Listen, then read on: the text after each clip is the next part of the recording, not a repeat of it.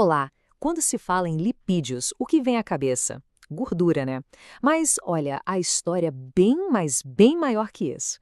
Hoje a gente vai mergulhar de cabeça nesse mundo fascinante dos lipídios para entender por que eles são tão essenciais para a vida. Então vamos nessa! Essa é a grande questão, não é mesmo? A gente vive ouvindo que tem que cortar gordura, que gordura faz mal. Mas será que ela é sempre a vilã da história? Ou será que, na verdade, ela tem os papéis de heroína que a gente nem imagina? A resposta, como vamos ver, está muito mais no equilíbrio do que em ser bom ou ruim. Então, para a gente desvendar esse mistério, nosso papo vai ser assim. Primeiro, vamos entender o que faz um lipídio ser um lipídio. Depois, a gente passa pelos mais famosos, gorduras, óleos e ceras. Em seguida, vamos dar uma olhada nos esteroides, que são os mensageiros químicos superpoderosos. E para fechar com chave de ouro, os incríveis fosfolipídios, os verdadeiros guardiões das nossas células. Ok, vamos começar pelo básico do básico. O que junta um monte de moléculas tão diferentes como óleo e colesterol no mesmo grupo de lipídios? A resposta está toda na relação deles com a água. E o ponto principal é exatamente este: lipídios não se misturam com água. A palavra chique para isso é hidrofóbico, que quer dizer, literalmente, aversão à água. É só pensar em como o óleo e a água se separam num copo, não importa o quanto a gente tente misturar. Essa característica é o que define todos os lipídios e é a chave para entender tudo o que eles fazem no nosso corpo. Mas como é que essas moléculas se formam? De um jeito bem direto, um ácido graxo se conecta a um álcool. Quando essa união acontece, eles formam o que a gente chama de ligação éster e soltam uma moléculazinha de água no processo. Pensa que é como encaixar duas peças de Lego. Essa ligação é a base para um montão de lipídios que a gente conhece. Agora, uma diferença super importante: os ácidos graxos podem ser saturados ou insaturados. Os saturados só têm ligações simples, o que deixa a molécula retinha, fácil de empacotar. É o caso da manteiga, por exemplo. Já os insaturados têm pelo menos uma ligação dupla, que dá uma dobradinha na molécula. Isso faz com que eles sejam mais fluidos, como os óleos vegetais. Certo, vamos para a nossa segunda parte e ver como essa ideia se aplica nos lipídios mais conhecidos do nosso dia a dia. E aqui está a grande estrela do show quando o assunto é gordura, o triglicerídeo. É a principal forma que o nosso corpo usa para guardar energia. A estrutura dele é exatamente o que o nome diz, uma molécula de glicerol ligada a 3 caudas de ácidos graxos.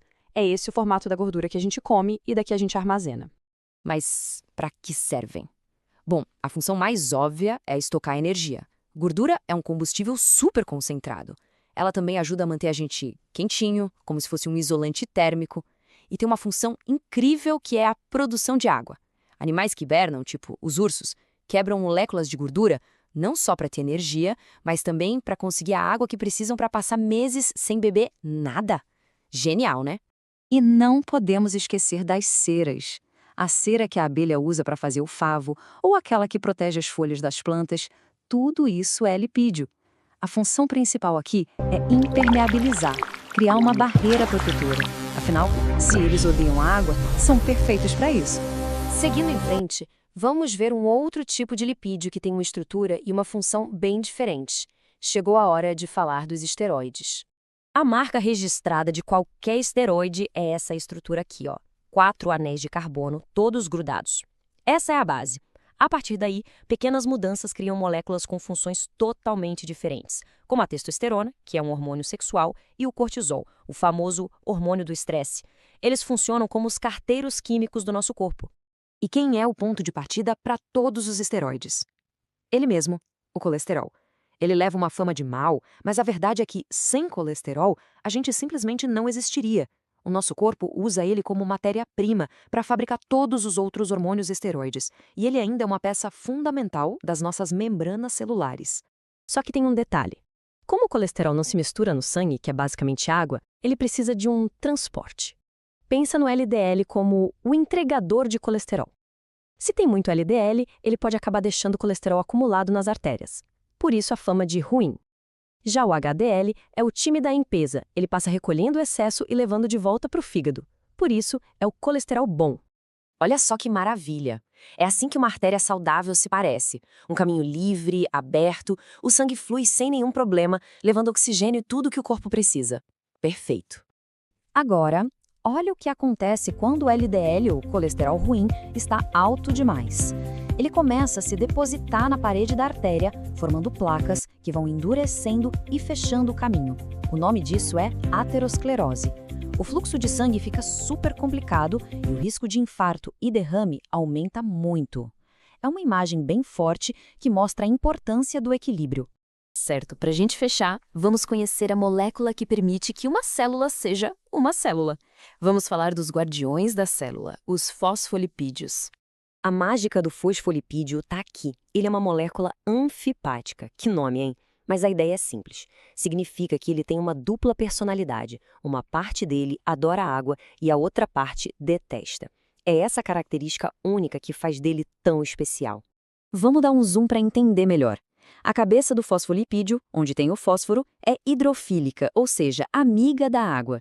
Já as duas caudas, que são ácidos graxos, são hidrofóbicas, elas fogem da água.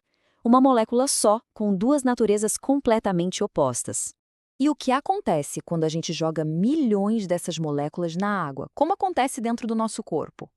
A mágica, elas se organizam sozinhas. As caudas, que odeiam água, se escondem umas de frente para as outras, no meio. E as cabeças, que amam água, ficam para fora. Elas formam, espontaneamente, essa barreira perfeita, a bicamada fosfolipídica, que é a base de toda e qualquer membrana celular que existe.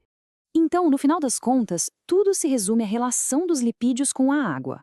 É essa característica fundamental de ser hidrofóbico que permite que eles guardem energia, protejam superfícies e, o mais incrível de tudo, criem as fronteiras que separam o que está dentro e o que está fora de uma célula, definindo os limites da própria vida.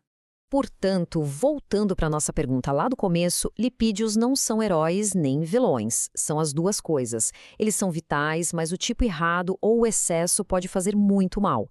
A verdadeira questão não é se são bons ou ruins, mas sim sobre equilíbrio. A reflexão que fica é como as escolhas que a gente faz todo dia podem ajudar a encontrar um equilíbrio saudável de lipídios que sustentam o nosso corpo em vez de prejudicá-lo. Fica aí para a gente pensar. Se gostou e quer mais conteúdo como este, curta o vídeo e compartilhe.